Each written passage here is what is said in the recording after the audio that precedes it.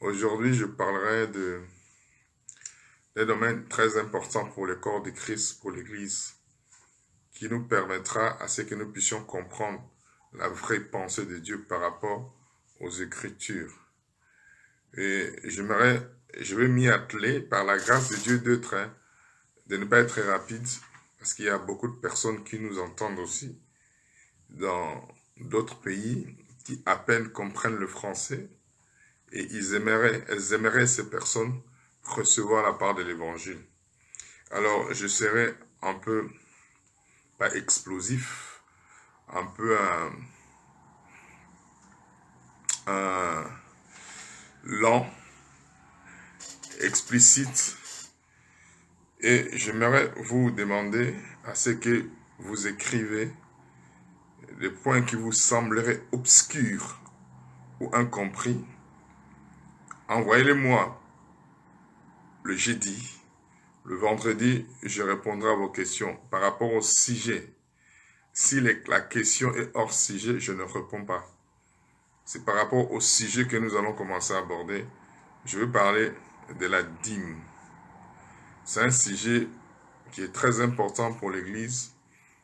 Mais par la grâce de Dieu, je pense que nous n'allons pas l'aborder comme on l'a toujours abordé. Nous allons l'aborder dans la perspective et l'alliance dans laquelle nous sommes. Parce que quand nous lisons la Bible, nous devons faire la part des choses selon ce que Dieu a dit à chaque peuple, à chaque personne. Parce que souvent, il y a la confusion. Nous mélangeons tout ce qui est dit. Alors, je répète et j'insiste. La Bible a été pour nous et pour nous. La Bible a été inspirée par Dieu. Inspirée veut simplement dire l'histoire de la Bible a été racontée par Dieu, a été donnée aux hommes pour qu'ils l'écrivent par Dieu. Mais tout ce que Dieu a raconté aux hommes, dans tout ce qu'il a dit, il n'y a pas dans ce qu'il a dit toute l'expérience divine. Dieu a dit aussi à ceux qui ont écrit la Bible l'expérience que certaines personnes ont vécue avec lui.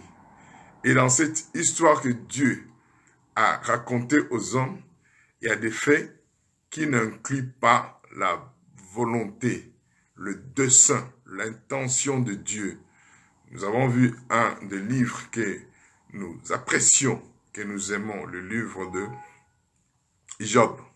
Ça a été inspiré, ça a été dit par Dieu, cette histoire, mais tout ce qui a été vécu n'était pas la volonté de Dieu parce qu'il y a des expériences humaines que Dieu a rapportées pour qu'on puisse savoir comment les gens ont vécu, comment lui se manifeste. Alors, maintenant, quand vous lisez la Bible, vous devez savoir ce qui est à nous. La Bible n'est pas la pensée de l'homme, c'est la pensée de Dieu. Mais dans ce que Dieu a dit, il y a des expériences humaines qui n'ont rien à voir avec l'intention de Dieu. Et je m'explique. Pour que les gens ne disent pas que le pasteur Freddy a dit la Bible n'est pas la parole de Dieu. Non, la Bible est la parole de Dieu. Mais il y a des choses qui sont à nous, selon l'alliance que nous sommes. Mais tout ce que la Bible dit, c'est pour nous.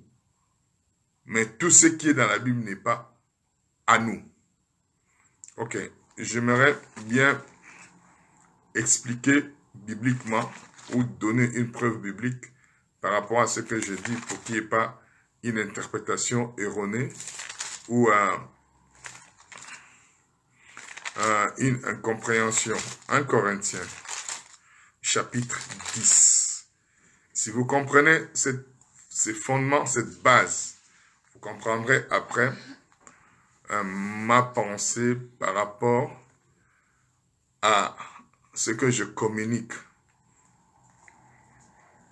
Nous parlons de la dîme, ok? La dîme. 1 Corinthiens 10, verset 32. Alors, ne soyez pas déconnecté parce que tu vas découvrir des choses nouvelles qui vont te permettre vraiment à vivre une vie excellente et à changer ton attitude et à devenir une bénédiction, une bénédiction, pas simplement pour toi, mais pour les autres, à vivre ce que Dieu a dit à Abraham dans Genèse chapitre 12. Pas simplement que ça soit suffisante pour toi, mais qu'elle déborde et que les autres aussi en bénéficient. C'est ce que Jésus-Christ dit dans Jean chapitre 10, verset 10. Nous les lirons dans la version Amplifier ou la version parole vivante pour comprendre la dimension de ce verset. Mais nous commençons par le verset, le chapitre 1 Corinthiens, chapitre 10, verset 32. Il dit, ne soyez pas en scandale ni aux Grecs, ni aux Juifs, ni à l'Église. Ça veut dire, quand Dieu s'adresse à l'être humain, il s'adresse à trois catégories. Dieu voit trois catégories de personnes dans l'humanité. L'humanité, c'est quoi? Les êtres humains. Dieu s'adresse aux Grecs. Les Grecs sont considérés comme les païens. Des personnes qui n'ont aucune alliance écrite ou aucune alliance, je dirais, tangible avec Dieu, donc les païens. Il commence aux Grecs. Vous allez comprendre tout au long de notre enseignement comment Dieu a commencé à se manifester. Deuxièmement, il dit ni aux Juifs, parce qu'après les païens, Dieu a traité une alliance avec des Juifs. C'est ce qu'on appelle la loi. Or, l'alliance avec les païens, c'est une alliance de la conscience. Quand nous lisons le livre de Romains, chapitre 2, Dieu explique que la loi, sa loi est inscrite, la loi de la conscience. Ça veut dire quoi? Consciencieusement, tout être humain sait faire le bien et le mal, à moins que cet être humain soit fou ou une personne folle. Tout être humain sait faire la différence entre le bien et le mal. Dans notre conscience, nous savons que ça c'est bien, ça c'est mal. Donc la loi de Dieu, quand tu n'es pas encore dans l'alliance avec lui, est inscrite dans ta conscience. Tu peux tromper les gens, mais pas ta conscience. Deuxième catégorie de personnes, quand Dieu parle, il parle aux Juifs. Les Juifs sont liés par la loi de Moïse, dans le livre d'Exode, à partir du chapitre 19, où les tractations ont commencé au verset 7 jusqu'à la conclusion qui a été donnée au chapitre 20. Et quand Moïse est descendu au chapitre 31 et 32 pour conclure l'alliance. Donc, et ils sont liés par la loi de Moïse avec 613 prescriptions. Dans 613 prescriptions, il y a les ordonnances, il y a les sacrifices, il y a des prescriptions, il y a toutes ces choses-là. Donc, la loi de Moïse ne s'est pas arrêtée seulement aux 10 commandements. Les 10 commandements, c'est le fondement de toutes les prescriptions qui sont venues après. Il y a 613 prescriptions qui sont liées aux 10 commandements. Troisième catégorie de personnes, quand Dieu s'adresse sur terre, il s'adresse à la dernière catégorie qui est l'Église. L'Église n'est pas la continuité ou le prolongement du judaïsme. L'Église est née par la mort, la résurrection et l'ascension de Jésus-Christ. Écoutez bien, l'Église est née par la mort, la résurrection et l'ascension. Quand Jésus-Christ est monté, c'est à ce moment-là, il a été présenté le sang auprès du Père. Quand le sang a été accepté, le prix du sang n'a jamais été payé au diable. On ne peut pas payer à un voleur quelque chose qu'il a volé. Il n'est pas le propriétaire de l'humanité. Les prix devaient être payés auprès de Dieu. Quand Jésus a été payé les prix de la rédemption, il manifeste ou il démontre les signes évidents que l'homme est racheté et qu'il présente les sangs. Quand Dieu accepta les sangs, qu'est-ce que Dieu a fait? Il a approuvé cela en envoyant le Saint-Esprit le jour de la Pentecôte. Donc, la nouvelle alliance n'a pas commencé dans le livre de Matthieu, Marc, Luc, Jean. La nouvelle naissance a commencé dans le livre des Actes, chapitre 2, verset 1. Quand le Saint-Esprit descendant, c'est là que naquit l'Église. C'est là que l'Église a commencé. Donc voilà, vous devez maintenant savoir, quand vous lisez la Bible, ce que vous lisez, vous le lisez selon quelle dispensation? Parce que la Bible est pour nous. Mais tout ce qui est dans la Bible n'est pas à nous. Tu fais partie de quelle dispensation? Tu fais partie de quelle catégorie? Parce que Dieu va traiter avec toi selon la dispensation et la catégorie dans laquelle tu fais. Dieu ne se confond pas dans ce qu'il dit. Voilà pourquoi je vous disais, Dieu n'est pas schizophrène. Mais simplement, quand tu reçois de la part du Seigneur, tu lis, tu dois savoir, je fais partie de quelle alliance? Je fais partie de quelle dispensation? Dieu traite avec nous selon les alliances dans lesquelles nous sommes. C'est la raison pour laquelle, quand vous allez ouvrir un compte dans une banque, si vous êtes à la BNP traite avec vous selon le contrat que vous avez signé avec la BNP, mais c'est une banque. Quand vous allez à la banque postale, c'est aussi une banque, mais le contrat qui est signé à la banque postale est différent du contrat de la BNP. C'est pareil quand vous allez au Crédit Lyonnais ou Agricole. J'essaie de vous faire comprendre que Dieu n'est pas schizophrène pour mélanger les choses. Aujourd'hui, nous allons aborder la dîme. L'objectif, c'est quoi? C'est pouvoir t'aider à comprendre ces principes qui étaient les principes de cette institution qui aujourd'hui est mal comprise et qui est décriée. Il y a ceux qui sont à l'extrême, à fond, la dîme selon la loi. Il y a d'autres qui sont à l'extrême, la grâce, on ne peut plus donner la dîme.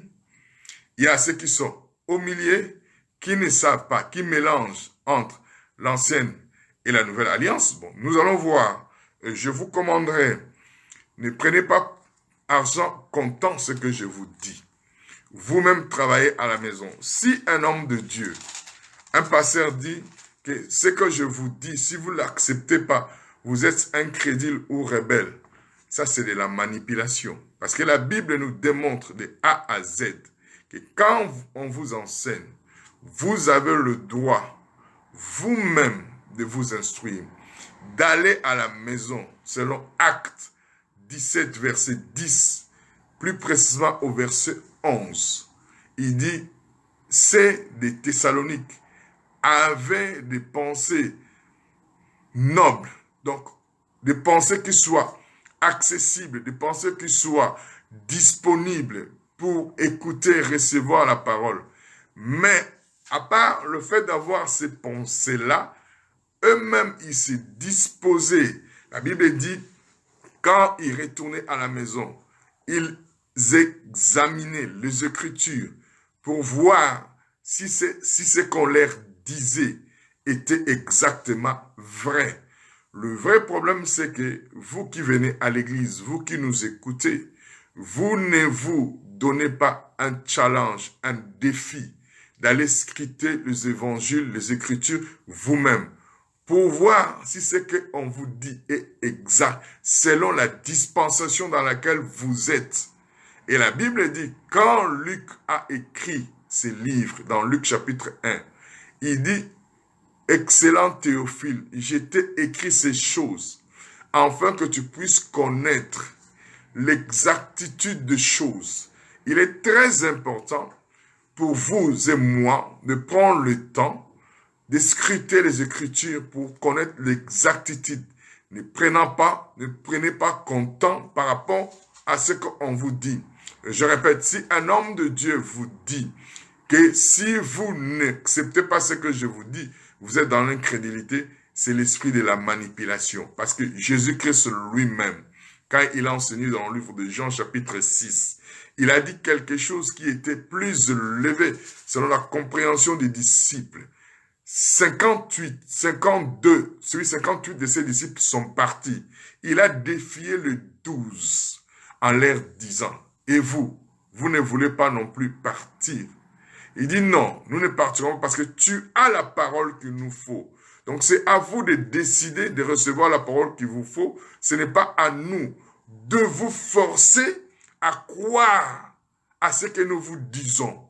Nous ne sommes pas de Dieu, nous sommes que de serviteurs. Nous vous servons. Et vous, en retour, vous devez vous-même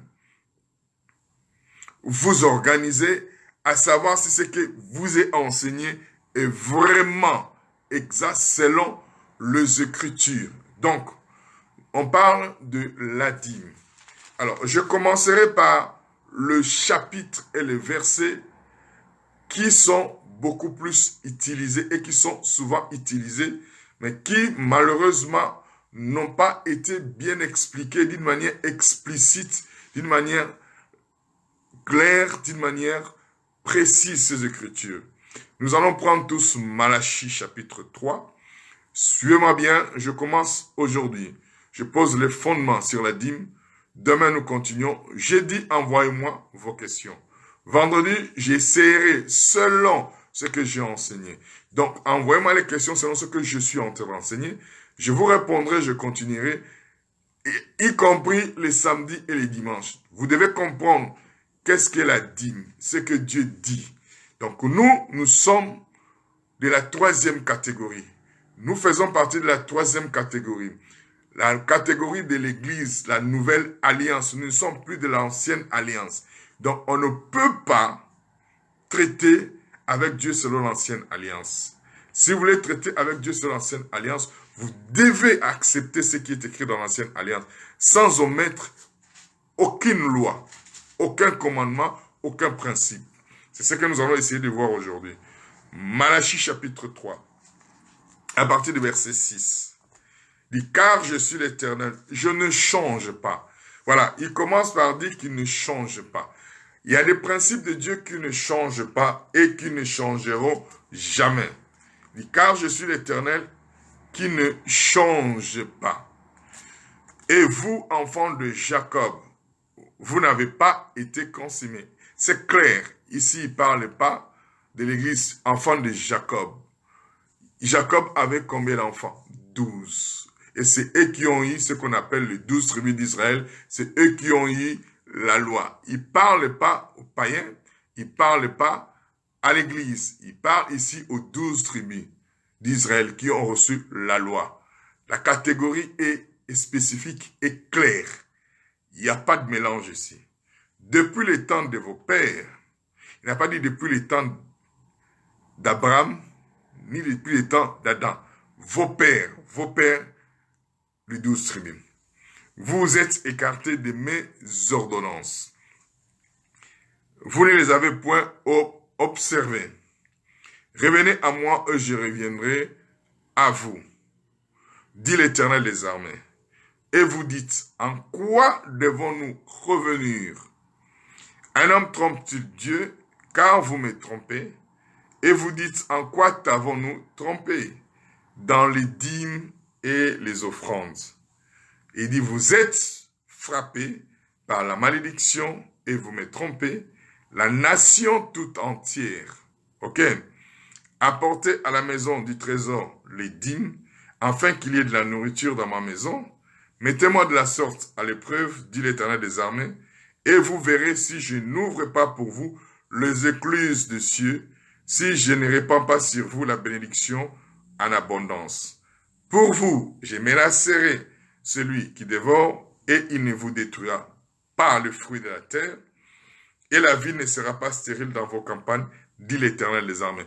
Bon, je commencerai petit à petit pour descendre jusqu'à la fin. Depuis, c'est clair, enfants de Jacob, vous n'avez pas été consignés. Depuis le temps de vos pères, vous vous êtes écartés, verset 7, de mes ordonnances. Écoutez bien, de mes ordonnances.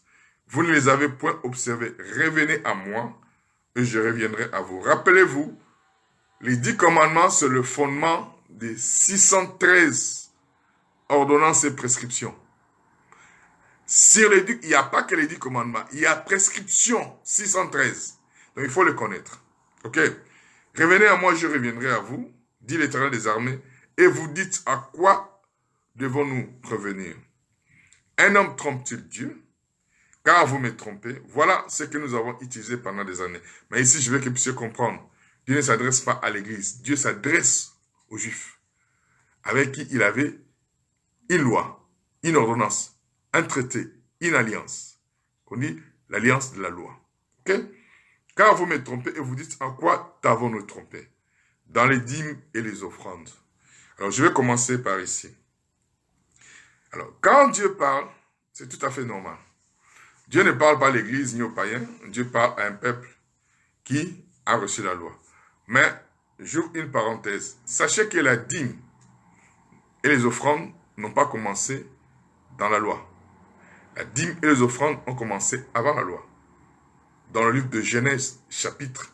Ça a commencé, pas dans la loi, dans Genèse, pas dans Genèse 14, ça a commencé même dans le jardin d'Éden. Mais ça a été explicité et institué d'une manière institutionnelle dans Genèse 14, avant la loi. Donc la dîme ne fait pas partie de la loi. Mais simplement quand la loi est venue, c'est là où les gens doivent comprendre. La loi, quand elle est venue, la loi est venue avec une amplification du jugement, de la condamnation, de la culpabilité et de la malédiction liée au fait que vous brisez la loi. Ça veut dire quoi? Ça veut dire que quand la loi maintenant est venue, la loi a pris ce qui a été institutionnalisé par Dieu, parce que Dieu est dans la continuité. Dieu n'a pas arrêté. Simplement, Dieu a voulu, au travers d'un peuple, se manifester. Et je vous avais parlé que ce n'est pas la volonté de Dieu de donner à l'homme la loi. Suivez mes enseignements passés. C'est plutôt l'homme qui a demandé à Dieu un standard de vie pour prouver à Dieu qu'il est capable de répondre. Dieu lui a donné, sachant que l'homme était dans l'incapacité de le résoudre ou de l'accomplir d'une manière exacte et précise. Dieu lui ouvre une porte. C'est là où Dieu lui dit, après que tu sois trouvé dans une situation d'impossibilité d'accomplir ma loi, je t'ouvre la porte, offre-moi un sacrifice de culpabilité. Un sacrifice, un sacrifice qui va te dédouaner de tes péchés. Vous le verrez dans Exode chapitre 20. Donc ici maintenant, il faut comprendre, j'insiste.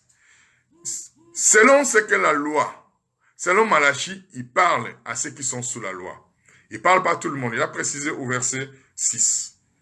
Et il dit maintenant, un homme trompe-t-il Dieu, car vous me trompez et vous dites, en quoi t'avons-nous trompé? Dans les dîmes et les offrandes. Ok. Alors, je vais ouvrir une parenthèse. J'avais prêché ces choses quand je ne savais pas faire la différence entre la loi, la façon dont Dieu traite avec les païens, les juifs et l'église. J'ai mélangé. Je vais donner simplement des indications parce que c'est le premier jour. Après, nous allons rentrer en profondeur après. Il dit, alors, nous avons enseigné ceci. Quand vous ne donnez pas votre dîme, vous êtes sous la malédiction, vous êtes frappé, nous l'avons lu. Vous êtes frappé par la malédiction. Dieu va tout faire pour qu'il puisse récupérer la dîme d'une manière ou d'une autre. Du fait que vous ne lui avez pas donné, je l'ai dit moi, je l'ai enseigné. C'est la raison pour laquelle, voilà ce que je disais, c'est la raison pour laquelle, quand vous ne donnez pas la dîme, Dieu permet que vous tombez malade, afin que Dieu récupère cette dîme d'une autre manière, par le fait de payer les médicaments, par le fait que vos enfants vont aller dans les hôpitaux, par le fait que vous perdez telle chose. En fait, on a essayé de montrer l'image, pas d'un père aimant, mais d'un mafieux. Excusez-moi le terme. En fait, l'Église, par rapport à cette façon de dire, de comprendre les choses, l'Église a démontré auprès des enfants de Dieu que nous sommes dans la nouvelle alliance que Dieu, c'est un Dieu mafieux. Comment fonctionnent des mafieux? On a utilisé les églises de mafia à l'église. Excusez-moi, ne soyez pas choqués.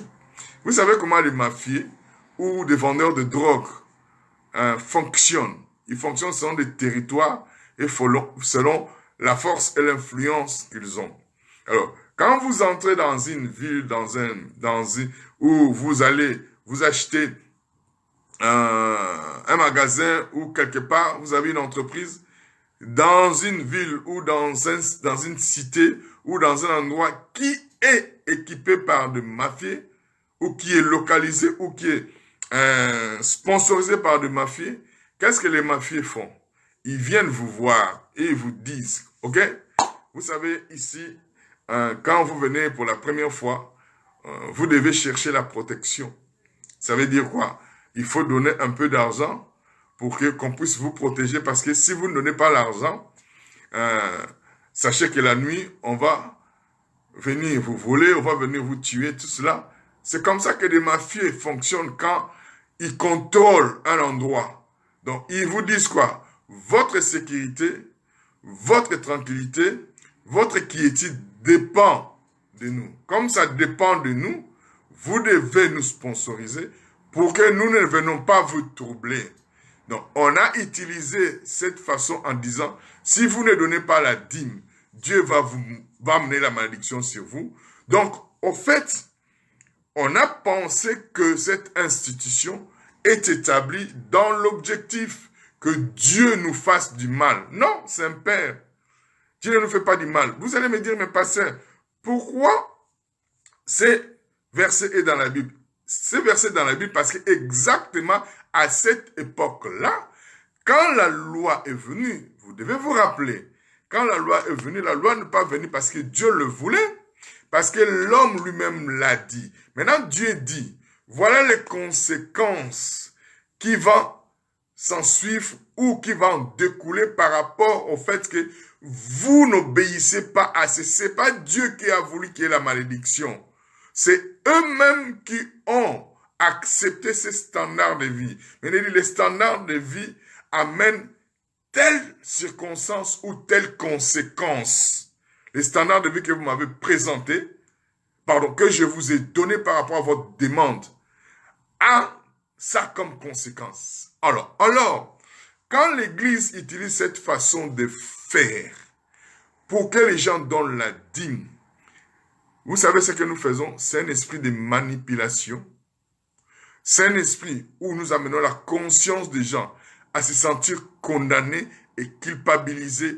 Et les gens pensent qu'ils ont une dette à l'égard de Dieu. Si je ne donne pas ma dîme, automatiquement, je dois à Dieu quelque chose. Comme je lui dois.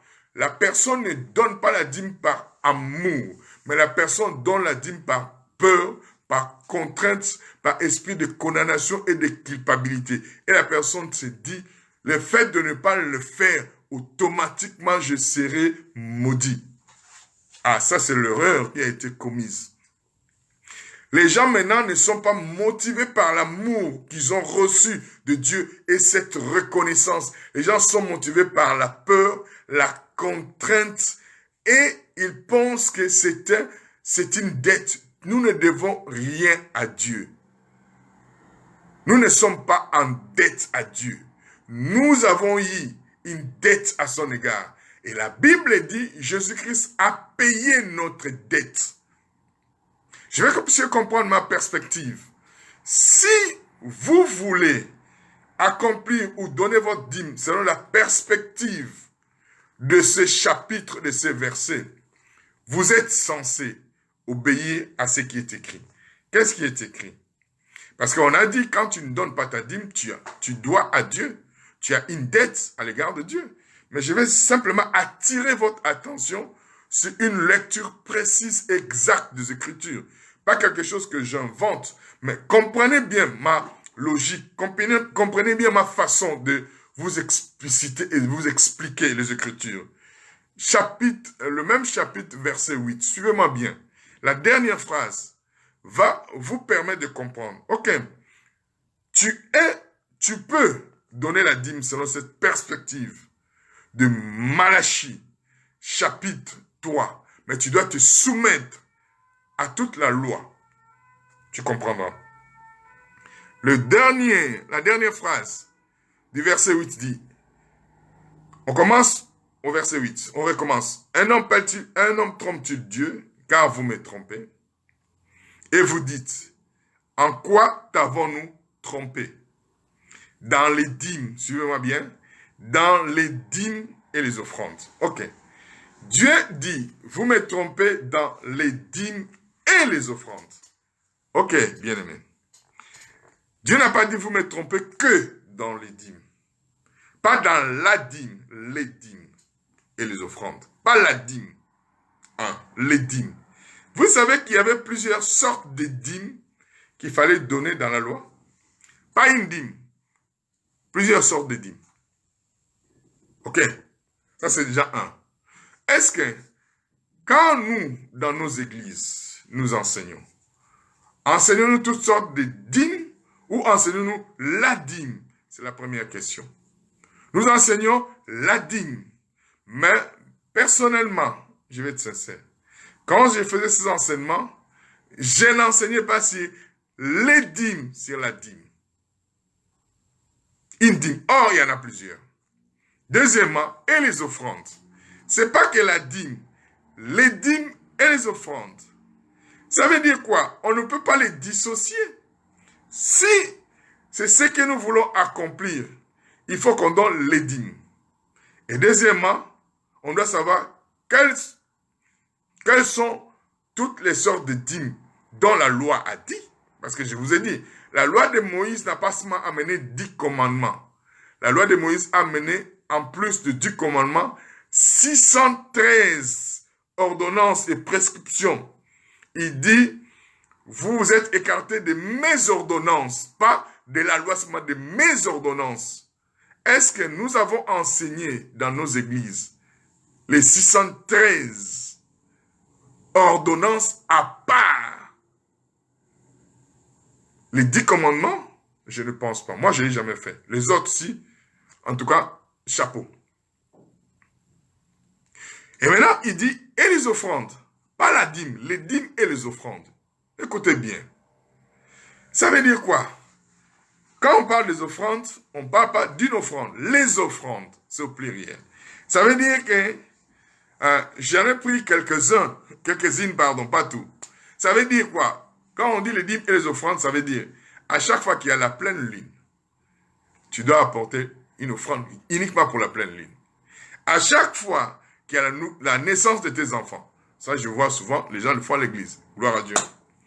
À chaque fois qu'il y a le fête juif, tu dois apporter les offrandes. Or, je ne pense pas que l'église de Jésus-Christ connaisse toutes les fêtes juives.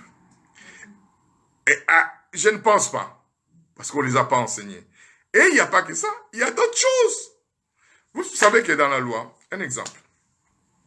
Si ton enfant te manque de respect pour la première fois, c'est ce que la loi dit, hein? Te manque de respect pour la première fois. C'est ce que tu fais. Tu prends l'enfant, tu vas aller le présenter auprès de qui? Des anciens. Et les anciens parlent à l'enfant et attirent son attention. La deuxième fois, si ton enfant te manque du respect de la considération, tu l'amènes auprès des anciens. C'est selon la loi. Là, personne ne tire les oreilles à tes enfants.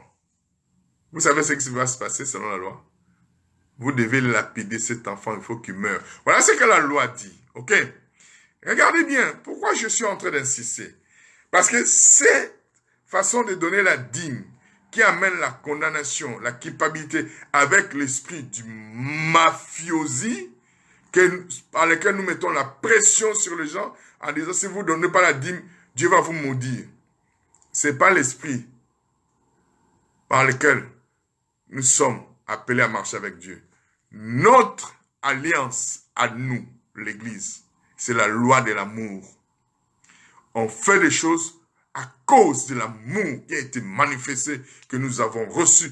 Et je fais à Dieu à cause de cet amour dont je lui rends cela par rapport à la manifestation, à la compréhension de l'amour que j'ai reçu. Je ne fais pas des choses par contrainte, ni par pression. Je le fais parce que je manifeste ma gratitude, ma reconnaissance.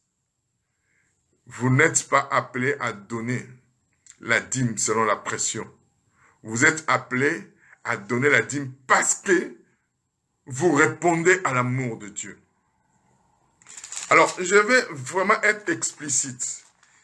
Prenons Galates, chapitre 3. Vous ne comprendrez jamais ces enseignements en m'écoutant une fois. Il faut revenir demain, revenir vendredi, samedi et dimanche. Là, vous aurez la plénitude de toute l'explication. Je vous ai parlé, ça c'est selon la loi, ok? Galates 3, verset 12. Pourquoi cette façon de ne pas donner la dîme a reçu cette façon de la malédiction? Parce que simplement, quand la loi est venue, dans la loi, il y avait des ordonnances et des prescriptions qu'il fallait accomplir. Et si vous ne l'accomplissez pas, cela est rattaché maintenant à tout ce que Dieu avait dit, même avant que la loi vienne. Donc, il y avait un jugement qui était rattaché à cela. Il y avait une condamnation, il y avait une punition, il y avait une malédiction qui était rattachée à cela. Donc, tu ne le fais pas, voilà les conséquences. Maintenant, écoutez. Galates 3, verset 12. Or, la loi ne procède pas de la foi. Comprenez bien. La loi ne procède pas de la foi. Procéder veut dire quoi? La loi ne sort pas de la foi. Ou la loi n'a jamais trouvé son fondement dans la foi. C'est la raison pour laquelle vous comprendrez jusqu'à dimanche. La Bible n'a pas appelé Adam le père de la foi. La Bible n'a pas appelé Moïse le père de la foi. La Bible n'a pas appelé Adam le père de l'humanité alors que l'homme est sorti en lui. La Bible n'a pas fait la promesse, le titre de la propriété du monde, d'hériter le monde, n'a pas été donné à Adam. Je ne comprenais pas ces choses. Le titre de la propriété du monde a été donné à une seule personne, Abraham. Nous le comprendrons. A été donné à Abraham parce qu'il est le père de la foi. On n'a jamais appelé Adam le père de la foi. Donc, la loi n'est pas venue de la foi. La loi ne trouve pas son fondement dans la foi. Et il dit maintenant, oh, la loi ne procède pas de la foi, mais elle dit, écoutez ce que la loi dit, celui qui mettra ces choses en pratique vivra par elle. Ça veut dire quoi? Pour que je puisse mériter, pour que je puisse être béni, quand je suis sous la loi, je dois mettre en pratique. Si je mets en pratique, ma vie dépend de ce que je fais, pas de ce que Jésus a fait pour moi. Je ne sais pas si vous comprenez. Voilà pourquoi il dit, dites-nous ce que tu veux et nous le ferons. Ok. Lisons maintenant Jacques chapitre 2. Il dit, celui qui mettra ces choses en pratique vivra par elles. Jacques chapitre 2, verset 10 nous dit ceci. Tu comprends ceci, tu réaliseras que tu ne peux pas être sous pression. Tu ne dois rien à Dieu. Beaucoup de gens disent, je l'avais dit, je l'avais enseigné, et ça continue à être enseigné par les autres qui n'ont pas encore compris cette dimension. Ils disent, quand tu n'as pas donné ta dîme, tu es en dette à Dieu. Non, tu n'as aucune dette vers Dieu. Je vous ferai comprendre pourquoi donner la dîme. Je ne dis pas de ne pas donner la dîme, mais c'est l'attitude dans laquelle tu donnes la dîme. Les conditions dans lesquelles tu donnes la dîme. Tu ne dois rien à Dieu. C'était considéré comme une dette pour eux qui étaient sous la loi. Pour nous qui sommes dans la nouvelle alliance, je ne dois rien à Dieu. Ma dîme, c'est c'est une obéissance au principe de Dieu pour me permettre d'aller plus loin financièrement. Que je donne la dîme ou pas, je suis béni. Mais il y a un principe que Dieu a établi. Vous savez, dans le principe de Dieu ou les lois de Dieu, il y a des lois naturelles et spirituelles. Et dans ces lois naturelles et spirituelles, il y a ce qu'on appelle les principes inhérents. Les principes inhérents de la Bible, ça veut dire quoi? Des choses qui sont rattachées à cette loi. Quand vous l'accomplissez, vous voyez la manifestation de ces choses. Quand vous ne l'accomplissez pas, même si vous êtes enfant de Dieu, vous ne le vivrez pas. Je vais vous donner des exemples. Si vous avez un terrain ou un champ, il faut cultiver. Alors, vous n'irez pas prier du matin jusqu'au soir. Parce qu'il y a un principe inhérent qui est rattaché à la loi de la culture. Ça veut dire quoi? Il faut sarcler, il faut retourner la terre, il faut enlever des choses et après s'aimer. Ce n'est pas la prière qui va faire sortir la sémence.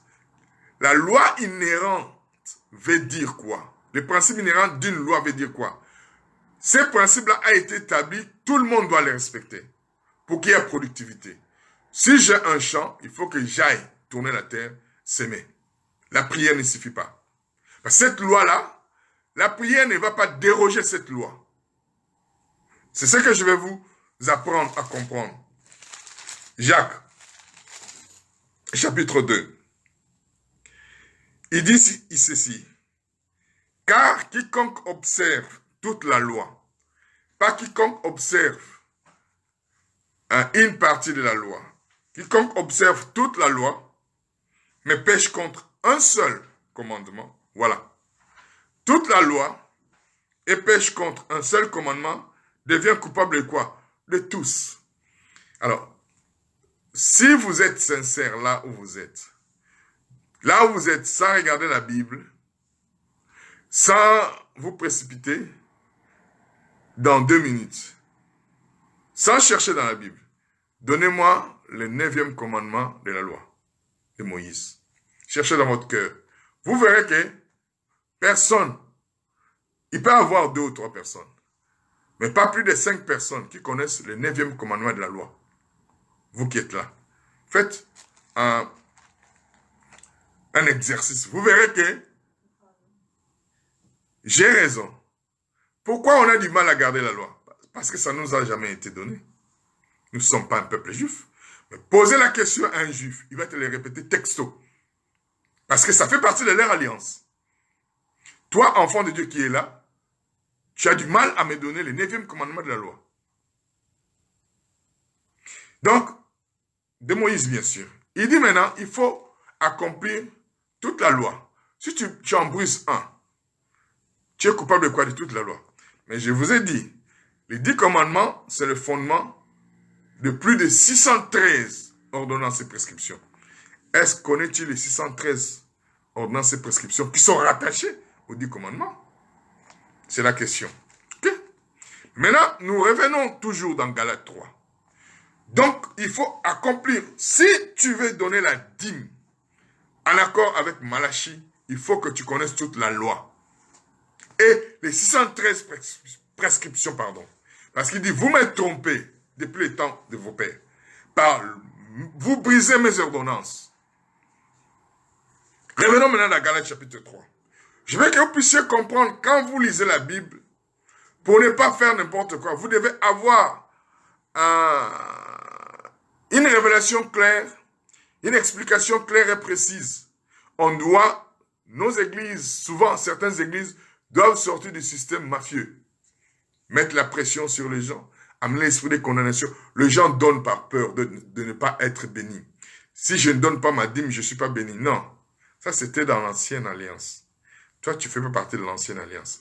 Si tu veux fonctionner, fonctionne selon l'ancienne alliance, selon Malachie. Mais tu dois connaître toute la loi de Moïse.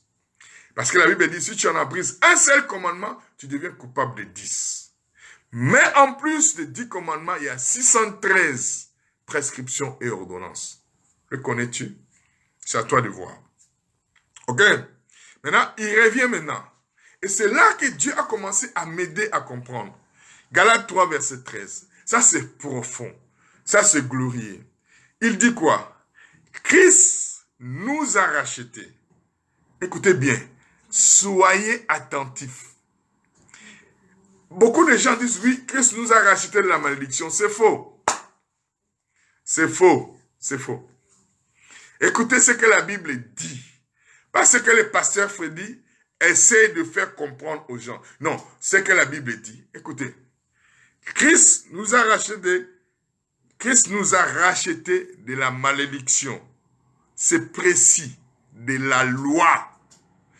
Pourquoi de la loi? Parce que avant la loi, il y avait des choses que Dieu avait établies comme principe. Quand la loi est arrivée, ceux qui sont venus avec la loi ont pris ces choses, ont pris, exemple, la dîme, et ils l'ont rattaché à la malédiction que la loi produisait. Ils ont maintenant dit, si vous ne donnez pas la dîme, voilà la malédiction. Maintenant, quand Christ est venu, il nous a racheté de la malédiction de quoi? De la loi qui était rattachée, y compris la dîme. Donc, Christ ne nous a pas simplement racheté du péché, de la condamnation. Quand il t'a racheté, y compris la malédiction de la loi qui est rattachée par le fait de ne pas donner la dîme. Ça peut te choquer. Donc, ça veut dire quoi? La loi qui était rattachée par le fait de ne pas donner la dîme, qui était considérée comme une dette, a été enlevée. Donc, je ne dois rien à Dieu. Que je donne ma dîme, que je ne donne pas ma dîme, je suis béni. Mais, comme la dîme, c'est un principe qui me permet de fructifier mes finances. Je suis béni, mais financièrement, je n'explose pas. Mais je ne suis pas sous la malédiction. Parce qu'il m'a racheté de cette malédiction, de la désobéissance de ne pas donner la dîme. Donc, quand je ne donne pas la dîme à Dieu, je ne désobéis pas à Dieu. Mais simplement, je ne mets pas en pratique un principe qui a été donné par rapport au principe inhérent, par rapport aux lois naturelles, aux lois spirituelles de Dieu, qui me permet d'exploser financièrement. Ce n'est pas Dieu qui me maudit, je me prive, parce qu'en fait, Dieu, ce qu'il me donne, il me dit, dans ce qu'il me donne, il me donne la sémence et la nourriture. Mais maintenant, c'est à moi de décider, de dire, bon, voilà, je ne veux pas simplement tout consommer, je veux amener la sémence. C'est comme dans ton salaire, il y a le salaire brut. Et dans le salaire brut, on prend l'impôt. C'est pareil, comprends bien. Les gens disent, la dîme, c'est les salaires nets. Non, c'est les salaires bruts, c'est pas net. L'impôt n'est pas pris sur le salaire net, brut. Quand tu donnes ta dîme, arrête. Si vous savez, tout ce qu'on dit là, selon ce qu'on doit donner à Dieu. Parce que je vous dis, s'il faut donner selon Malachie 3, verset 10, il faut donner les dîmes et les offrandes. Ok, calculons les dîmes et les offrandes. Tu sais que tu donneras à Dieu combien? Je fais les calculs. Entre 35% de ce que tu perçois, pas simplement salaire, tout ce que tu as. Il faut bien lire Lévitique. Quand il explique cela, et Deutéronome, et Nombre. Parce que souvent on parle de choses, on n'a pas vu ce que Dieu disait. Tu dois donner entre 35% et 50%. Pas de ton salaire, de ton revenu. Revenu veut dire quoi? Tout ce qui te revient. Ça veut dire, en dehors de ton salaire, si quelqu'un t'offre 100 euros, tu dois enlever 10 euros et rajouter. C'est ton revenu, c'est pas ton salaire. C'est pas le salaire net, c'est le brut. Donc, tout ce qui te revient, c'est ce que tu dois faire. Mais pose-toi la question, même quand tu donnes la dîme selon Malachie, est-ce que tu donnes de cette façon? Donc, tu es déjà inclus, même quand tu donnes la dîme. Parce que la Bible dit, les dîmes et les offrandes. Vous voyez qu'il y a un souci, il y a un problème. Ici, je parle de la façon dont il devait fonctionner. Mais maintenant, Christ est venu, il nous a racheté de la malédiction de la loi. De la malédiction de la loi. Poser des questions, j'ai dit. Aujourd'hui, je n'ai pas besoin de questions. J'ai dit merci. la malédiction de la loi. Tout ce qui est rattaché à la loi. Donc, comprenez bien ce que je suis en train de dire. Quand vous le comprenez, vous le saisissez, les choses changent. Regardez l'attitude qu'ils avaient. C'est normal qu'ils disent que nous devons payer la dîme. Tu ne payes pas une dîme, tu ne payes pas à un père. On ne paye pas quelque chose à ses parents. Pourquoi ils payaient la dîme? L'évangile parle de la dîme. C'est dans Matthieu chapitre 23, verset 23. Quand l'évangile parle de la dîme, l'évangile ne parle pas de la dîme selon l'Église, parce que Jésus-Christ est encore dans la loi. Jésus-Christ est encore sous la loi. Il parle aux Juifs. Regardez comme est leur attitude par rapport à la dîme. Et nous avons amené la même attitude à l'Église. On ne paye pas la dîme. On ne paye pas à Dieu quelque chose. Parce que le prix qui devait être payé a déjà été payé par Christ. Matthieu 23, verset 23. Il dit quelque chose. Et beaucoup de gens disent qu'on doit payer à Dieu la dîme. Non, on ne peut pas payer à Dieu la dîme. C'est un père. C'est un père. Comprenons bien qui il est pour nous. Tu ne vas pas aller payer à ton père un salaire parce que tu commences à travailler. Oui, papa, tu m'as nourri. Donc maintenant, j'ai grandi, j'ai un travail. Je vais venir te payer un salaire. Non, tu donnes par reconnaissance, par amour. Le père n'a pas... Un père qui demande un salaire à ses enfants, c'est un mauvais père. Si nous, les êtres humains, après que nos parents nous ont élevés, nous ont instruits, nous ont donné l'opportunité d'être quelqu'un, nous ne leur payons pas.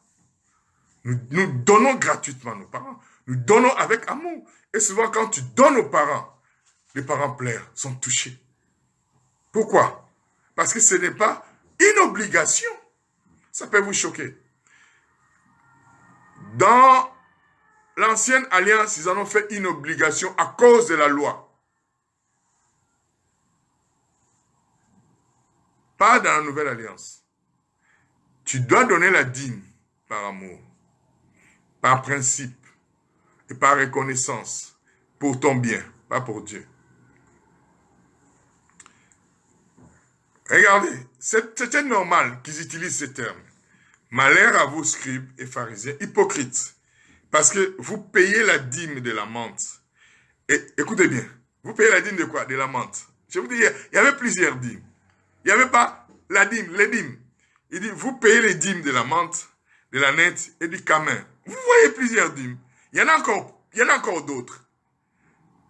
Vous êtes rendu compte que on a essayé de dire des choses qui malheureusement n'ont pas cadré avec ce que Dieu disait. Regardez les Juifs, ils ne payaient pas la dîme, les dîmes. Voilà pourquoi il dit, vous m'avez trompé par les dîmes. Donc ce n'est pas nous au fait. Ce n'est pas nous. Il dit, vous payez la dîme de la menthe, de la nette et du camin. Ça veut dire quoi? Tout ce que tu fais, tu vends un vêtement, tu payes la dîme. Tu vas te payer la dîme. Tu sors ici, tu rates un accident, tu payes la dîme. Vous vous rendez compte? Pas seulement la dîme, les offrandes aussi. Et que vous laissez ce qui est plus important dans la loi. Vous laissez ce qui est plus important dans la loi. Donc, il y avait des choses dans la loi. Il n'y avait pas seulement que la dîme. La justice, voilà. La miséricorde, la fidélité. Et c'est là ce qu'il fallait pratiquer sans négliger les autres choses. Donc, il est très important pour nous d'avoir une connaissance précise et claire. Quand on voit ce que Dieu dit aux Juifs, on ne peut pas les classifier, on ne peut pas. Je n'ai pas dit que tout ce que Dieu a dit aux Juifs ne peut pas être appliqué à nous. Mais selon l'œuvre accomplie de Jésus à la croix, à la résurrection et à l'ascension, nous devons ramener tout à la lumière de ce que Jésus a accompli, pas à la lumière de ce que Moïse a dit. Moïse n'est pas notre sauveur. Notre sauveur, c'est Jésus. Comprenez bien. Pour quelle raison? Parce que Christ nous a rejeté la malédiction de quoi? De la loi. Acte chapitre 20. Ah, mon temps est arrivé. Je dois arrêter. Est-ce que vous m'accordez 5 minutes? pour que je explicite deux choses qui sont importantes. 5 minutes, simplement 5. Si vous me l'accordez, répondez-moi. Acte 13. J'ai dit quoi? Acte 13, excusez-moi. Acte 13. Acte 13. Acte 13. Acte 13. Acte 13, verset 39. Comprenez ce que je dis. Il dit, et quiconque croit est justifié par lui. Christ nous a rachetés de la malédiction de la loi. C'est que la loi a amené comme jugement, comme condamnation, comme esprit de culpabilité par rapport à ce qui est rattaché à la dîme. Parce que rappelez-vous, la dîme n'a pas commencé avec les enfants d'Israël. La dîme a commencé dans le jardin d'Éden et a été institutionnalisée, a été établie comme principe et fondement pour l'humanité dans Abraham. Voilà pourquoi on dit que la loi ne procède pas de la foi.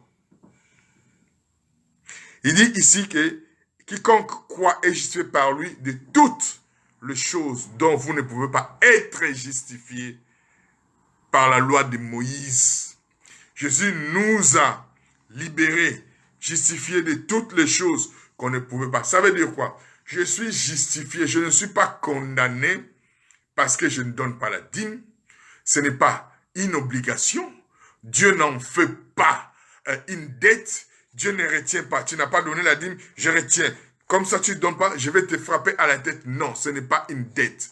Pour eux, c'était une dette parce que cela était rattaché à la malédiction de la loi. Pour nous, ce n'est pas une dette. Pour nous, c'est un principe qui nous permet de pouvoir fructifier notre argent sans aucune contrainte. Nous, aujourd'hui, nous fonctionnons sur la loi de l'amour, de la reconnaissance, de la gratitude. Et vous verrez, quand nous allons atteindre cette dimension, tu auras un plaisir de donner. Quand tu comprends pourquoi il faut donner la dîme, tu deviens amoureux de la dîme, sans qu'on te le dise. Tu ne le fais pas selon ce qu'on te dit. Tu n'as pas donné la dîme, Dieu va te maudire. Non, Dieu n'est pas un gendarme pour te taper sur la tête. On a amené l'esprit mafiosi à l'église. Donc, Dieu ne te protège pas parce que tu ne donnes pas ta dîme. Dieu te protège parce que tu es son enfant. Quel est ce père-là qui va laisser son enfant mourir parce qu'il n'a pas bien agi? Non. Il faut qu'on change de perspective. Il faut qu'on comprenne que c'est l'amour qui doit me pousser à le faire. Donc, toutes les choses que la loi ne pouvait pas accomplir, Christ l'a accompli, il nous a rachetés. Christ a dit, je le fais pour vous. Mais maintenant, c'est à vous de me croire. C'est à vous de comprendre que si vous croyez dans le principe que j'ai établi, qu'est-ce qui va arriver? Vous serez bénis, vous serez dans une explosion financière. Pourquoi?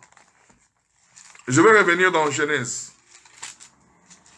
Genèse 8, verset 22.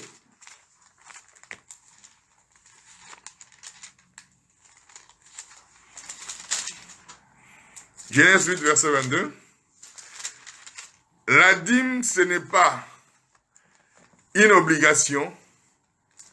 La dîme, c'est un principe établi par Dieu pour te permettre à fructifier tes finances. C'est à toi de comprendre que ce principe est pour ton bien. C'est à toi de réaliser que Dieu l'a mis en place pour te permettre, parce que Dieu te considère comme un champ. C'est la raison pour laquelle, quand vous lisez les paraboles de Jésus sur le semeur, il dit, un semeur vient semer. Il faut que ça produise. Cette parole, c'est une sémence. Sortez de l'esprit de la condamnation, de la culpabilité. Je n'ai pas donné la dîme, Dieu va me... Non, Dieu ne va pas te bénir. Je vous démontrerai ça de A à Z dans la Bible. Genèse 8. Tu dois comprendre. Dieu a établi des principes pour nous permettre d'aller plus loin. Pour nous permettre de pouvoir atteindre la dimension qu'il a établie pour nous. Maintenant, c'est à nous de le trouver, de le connaître, de le comprendre et de le pratiquer. Écoutez ce que Dieu dit. Tant que la terre subsistera, les semailles et la moisson. Genèse 8, verset 22. Tant que la terre subsistera, les semailles et la moisson, le froid et la chaleur, l'été et l'hiver, le jour et la nuit ne cesseront point. Donc, la dîme fait partie des moyens. La dîme fait partie des principes. La dîme fait partie des semences que Dieu veut que tu puisses utiliser pour que tu récoltes. Il dit tant que la terre subsistera. La terre subsiste, oui. Les semailles subsistent, oui. La moisson, oui. Quand Dieu te donne le moyen d'avoir de finances, c'est les semences qu'il te donne. Il te considère comme un cultivateur, comme un semeur. En fait, vous comprendrez que tout au long de ce message, Dieu nous ramène dans Genèse chapitre 12. Et vous comprendrez que quand la Bible dit Christ nous a rachetés de la malédiction de la loi, pour que nous puissions rentrer dans quelle bénédiction? Vous verrez qu'on ne parle pas de la bénédiction de Dieu. On parle de la bénédiction d'Abraham. J'insiste. Vous verrez que quand il nous a rachetés de la malédiction de la loi, c'est pas que pour que nous puissions rentrer dans la bénédiction de Dieu. C'est pour que nous rentrons dans la bénédiction d'Abraham. Vous comprendrez. Voilà pourquoi il dit, la loi ne procède pas de la foi. Qui est le père de la foi? C'est Abraham. À qui Dieu a donné la révélation de la dîme? C'est pas Moïse, c'est Abraham. Qui a instauré la dîme? Dieu. Au travers de qui? D'Abraham. Vous comprendrez. Et je vous dis la vérité, vous sortirez sous la pression. Quand un homme de Dieu dit, tu n'as pas donné ta dîme, tu es sous la malédiction, dis-lui. En tout cas, il s'agit de quelle malédiction? Voilà, il s'agit de quelle malédiction? Parce que moi, je ne fais pas partie de la loi. Dieu a été clair, il s'adresse aux païens, aux juifs et à l'église. Mais toi, l'église, il faut que tu saches comment Dieu s'est adressé à toi. Que Dieu nous bénisse.